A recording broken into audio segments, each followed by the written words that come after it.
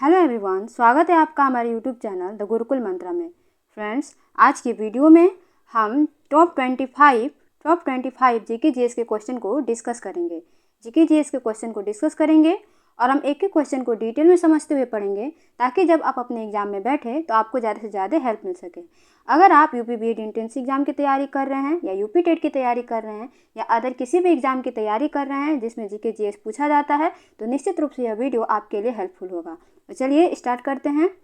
हमारा पहला क्वेश्चन है, ऑर्निथोलॉजी विज्ञान के अंदर किसका अध्ययन किया जाता है? ऑर्निथोलॉजी विज्ञान के अंदर किसका अध्ययन किया जाता है? हमारा ऑप्शन है शिक्षा शास्त्र का, प्राणी विज्ञान का, पक्षियों का, दंत विज्ञान का। इसका राइट आंसर हो जाएगा ऑप्शन सी, पक्षियों का। ठीक है, ऑर्निथोलॉजी के अंतर्गत पक्षियों का अध्ययन किया जाता है। चलिए नेक्स्ट क्वेश्चन। हमारा नेक्स्ट क्वेश्चन है, मायोपिया क्या होता है? हमारा नेक्स्ट क्वेश्चन है, मायोपिया क्या होता है? हमारा ऑप्शन है दूरदृष्टि दोष, निकट दृष्टि दोष, कानों का दोष, एक प्रकार का स्वर। ठीक है, पूछ रहा है कि मायोपिया क्या होता है। आपको बताना है कि इसका राइट आंसर क्या हो जाएगा।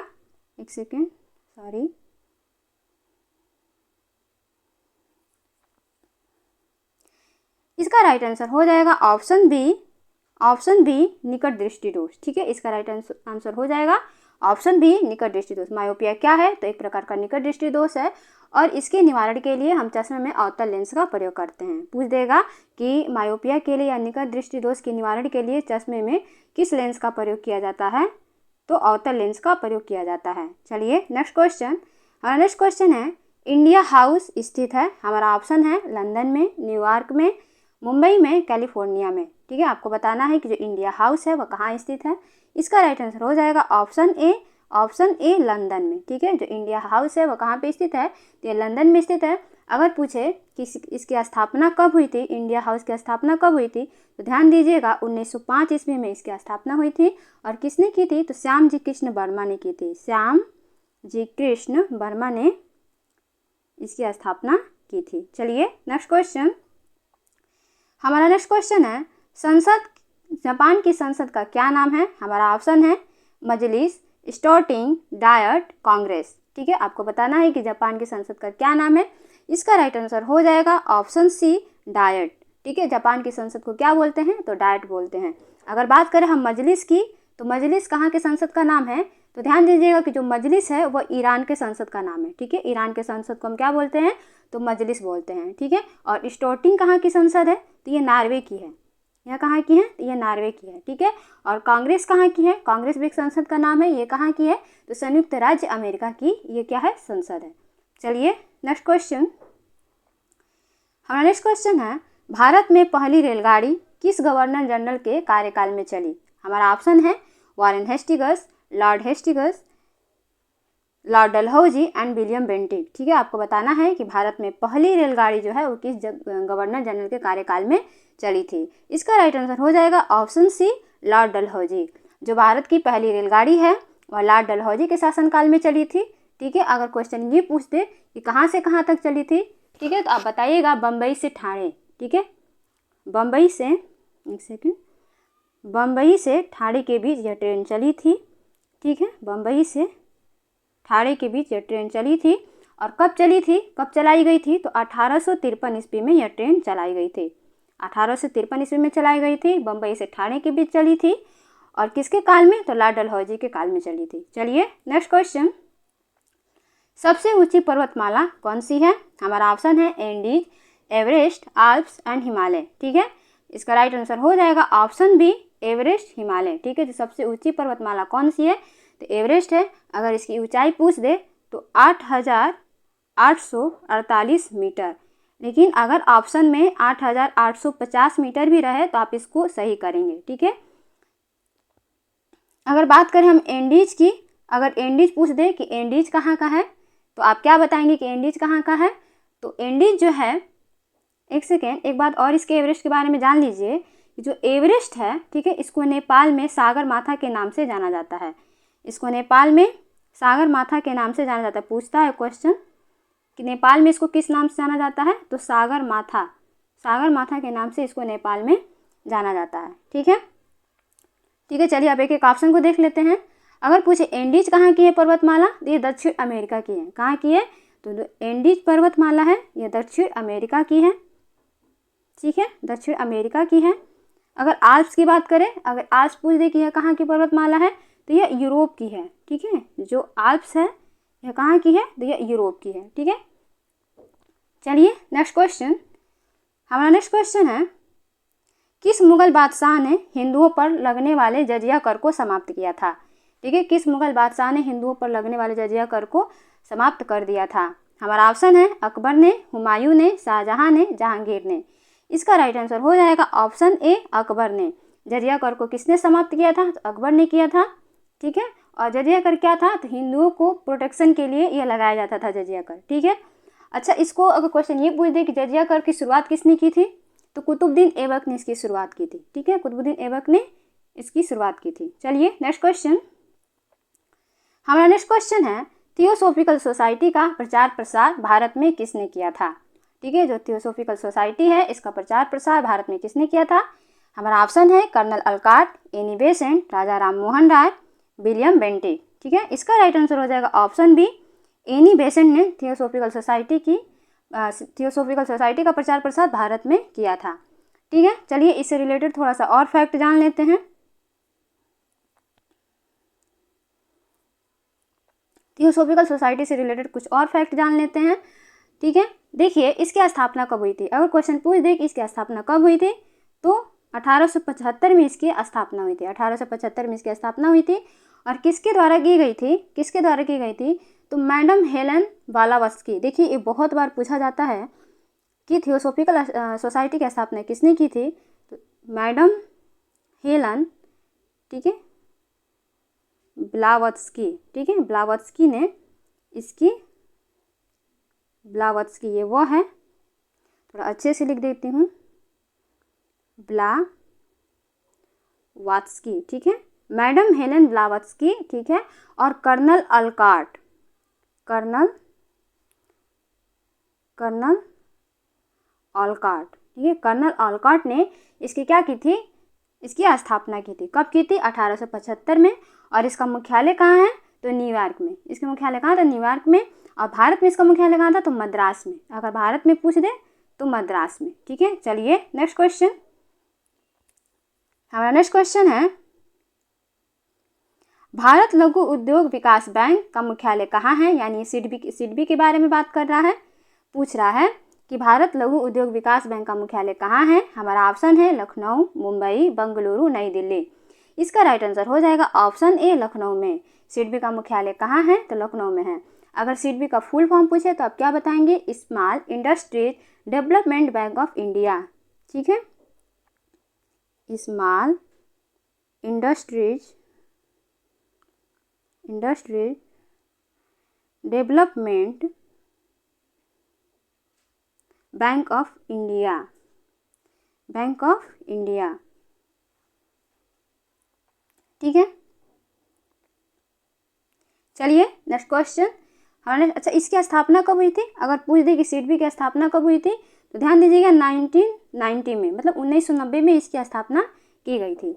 चलिए नेक्स्ट क्वेश्चन, हमारा नेक्स्ट क्वेश्चन है, भारत में अंतर्राष्ट्रीय महत्व का मुक्त व्यापार बंदरगाह कौन सा है। हमारा ऑप्शन है विशाखापत्तनम, कालीकट, कांडला, गोवा, ठीक है। तो भारत में अंतर्राष्ट्रीय महत्व का मुक्त व्यापार बंदरगाह कौन सा है, ये कांडला है, ठीक है। ये कांडला बंदरगाह है।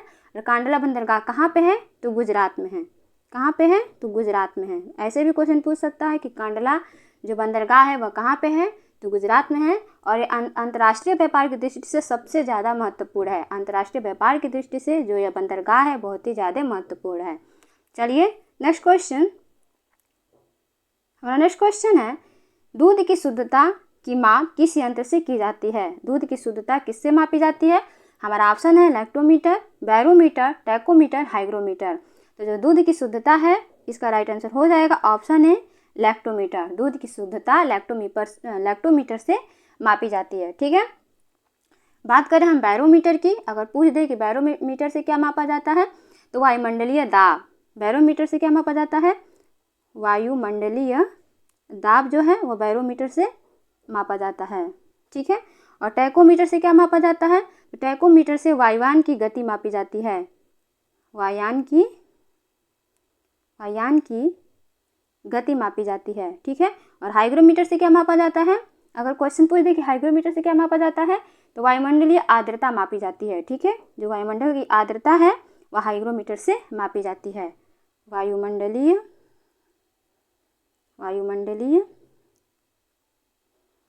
आर्द्रता, ठीक है। चलिए नेक्स्ट क्वेश्चन, कौन सा ग्रह सबसे चमकदार है? हमारा ऑप्शन है बुध, शुक्र, प्लूटो, मंगल। इसका राइट आंसर हो जाएगा ऑप्शन बी, शुक्र। जो शुक्र है वह क्या है? सबसे चमकदार ग्रह है। और ये पृथ्वी का जुड़वा ग्रह भी इसको कहा जाता है। भोर का तारा, पृथ्वी का जुड़वा ग्रह, इसी को कहा जाता है, शुक्र को कहा जाता है, ठीक है। अगर हम बुध की बात करें तो ये सूर्य से सबसे नज़दीक ग्रह है। मंगल को हम लाल ग्रह कहते हैं।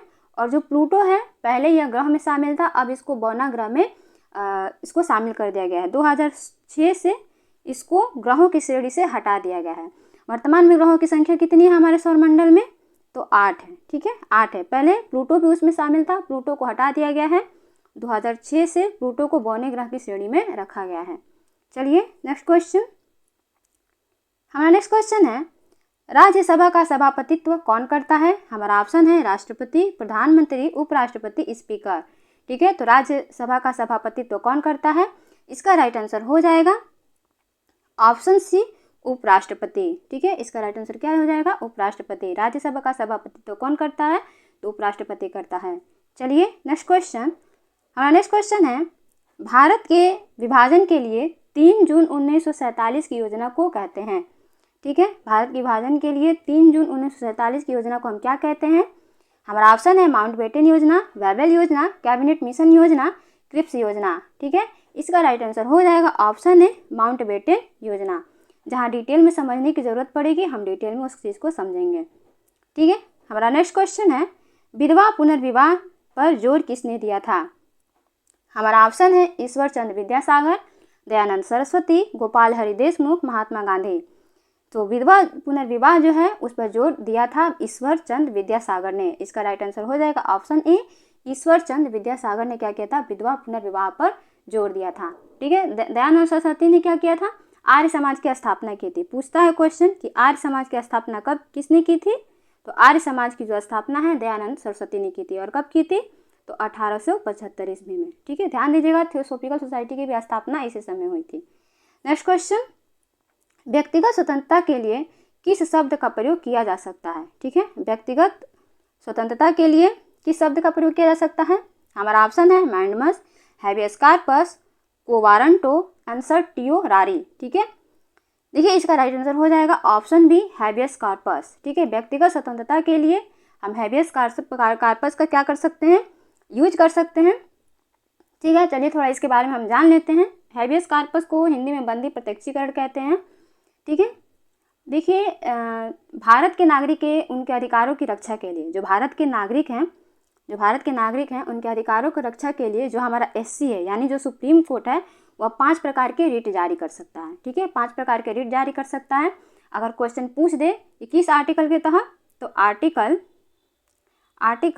32 के तहत जो हमारा SC है, सुप्रीम कोर्ट है, वो 5 प्रकार के रिट जारी कर सकता है। और जो हमारा हाई कोर्ट है वो भी जारी कर सकता है। ठीक है, 5 प्रकार के रिट जारी कर सकता है। और ये किस आर्टिकल के तहत?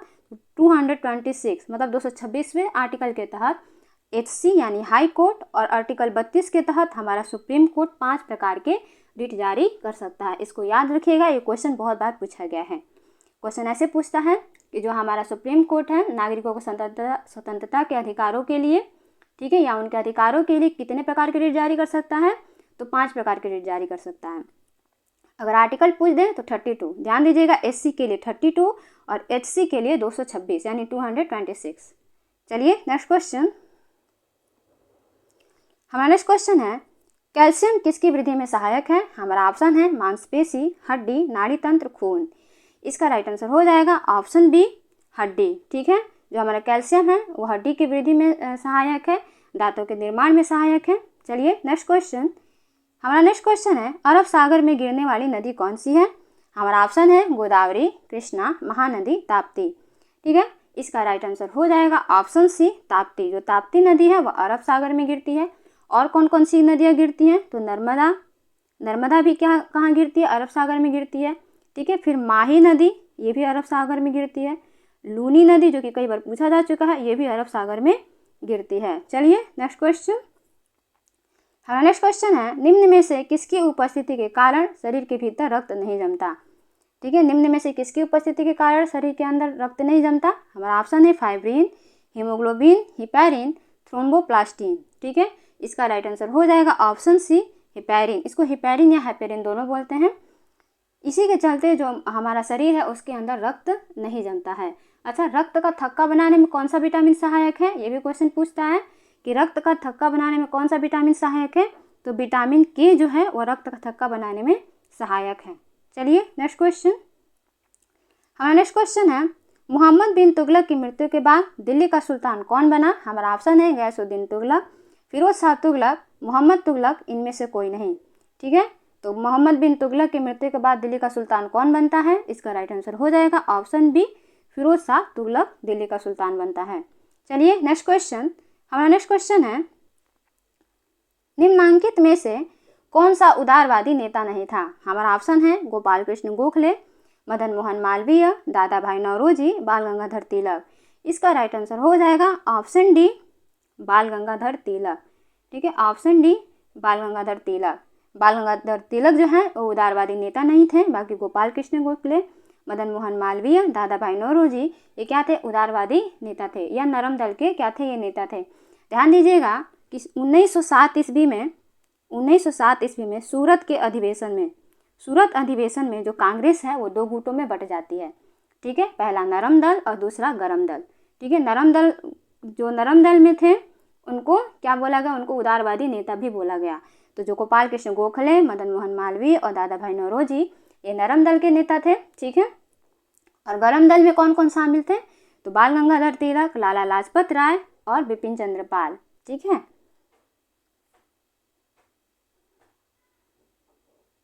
देखिए क्वेश्चन ऐसे भी पूछता है कि लाल, बाल और पाल के नाम से किसे जाना जाता है। लाल, बाल और पाल के नाम से किसे जाना जाता है, तो ध्यान दीजिएगा, लाल से लाला लाजपत राय, बाल से बाल गंगाधर तिलक और पाल से बिपिन चंद्र पाल। चलिए नेक्स्ट क्वेश्चन। हमारा नेक्स्ट क्वेश्चन है, भगवान बुद्ध ने अपना उपदेश धर्म चक्र प्रवर्तन कहाँ दिया था। हमारा ऑप्शन है वैशाली, बोधगया, लुम्बिनी, सारनाथ। इसका राइट आंसर हो जाएगा ऑप्शन डी, सारनाथ। महात्मा बुद्ध ने अपना पहला उपदेश सारनाथ में दिया था, जिसे धर्म चक्र प्रवर्तन भी कहा गया। ठीक है, लुम्बिनी में इनका जन्म हुआ था, बोधगया में इन्होंने ज्ञान प्राप्त किया था और वैशाली में द्वितीय बौद्ध संगति हुई थी। चलिए नेक्स्ट क्वेश्चन। हमारा नेक्स्ट क्वेश्चन है, शेर शाह का कब्र कहाँ पर स्थित है। हमारा ऑप्शन है आगरा, लाहौर, बदायूं, सासाराम। इसका राइट आंसर हो जाएगा कि जो शेर शाह का मकबरा है वह सासाराम में स्थित है। चलिए नेक्स्ट क्वेश्चन। देखिए, शेर शाह सूरी से एक और क्वेश्चन पूछा जाता है कि जीटी रोड किसने बनवाया। जीटी रोड किसने बनवाया, निर्माण किसने करवाया था, तो शेर शाह सूरी ने ही करवाया था। इसे ग्रैंड ट्रैंक रोड भी बोलते हैं। चलिए नेक्स्ट क्वेश्चन। हमारा नेक्स्ट क्वेश्चन है, वैदिक युग में ग्राम समूहों को क्या नाम दिया गया था। हमारा ऑप्शन है ग्राम, जन, विष, सभा। इसका राइट आंसर हो जाएगा ऑप्शन सी, विष। वैदिक युग में जो ग्राम समूह होते थे उनको विष कहा जाता था। ठीक है, देखिए जो सबसे छोटी इकाई होती थी वैदिक युग में, जो सबसे छोटी इकाई होती थी उसको कुल या परिवार बोलते थे। ठीक है, कुल या परिवार बोलते थे। ठीक है, कई परिवार या कई कुल मिलकर ग्राम बनाते थे। ठीक है, ग्राम बनाते थे और कई ग्राम मिल करके विष बनाते थे। ठीक है, और कई विष जब मिल जाते थे तो उनको जन कहा जाता था और कई सारे जन मिल करके जनपद का निर्माण करते थे। कई सारे जब जनपद मिलते थे आपस में तो उसको जनपद कहा जाता था। चलिए नेक्स्ट क्वेश्चन। हमारा नेक्स्ट क्वेश्चन है, निम्नलिखित में से किसके शासन काल के दौरान ह्वेनसांग भारत की यात्रा पर आया था। हमारा ऑप्शन है कनिष्क, हर्षवर्धन, चंद्रगुप्त मौर्य, समुद्रगुप्त। इसका राइट आंसर हो जाएगा कि जो ह्वेनसांग है वो हर्षवर्धन के शासन काल में भारत आया था। याद रखिएगा, ह से ह्वेनसांग और ह से हर्षवर्धन, इससे आप कभी नहीं भूलेंगे। ठीक है, जो ह्वेनसांग है वो हर्षवर्धन के शासन काल में भारत आया था। ठीक है friends, thank you so much for watching my video. ऐसे ही डिटेल में वीडियो को देखने के लिए, समझने के लिए आप हमारे चैनल को लाइक करें, सब्सक्राइब करें और ज़्यादा से ज़्यादा शेयर करें।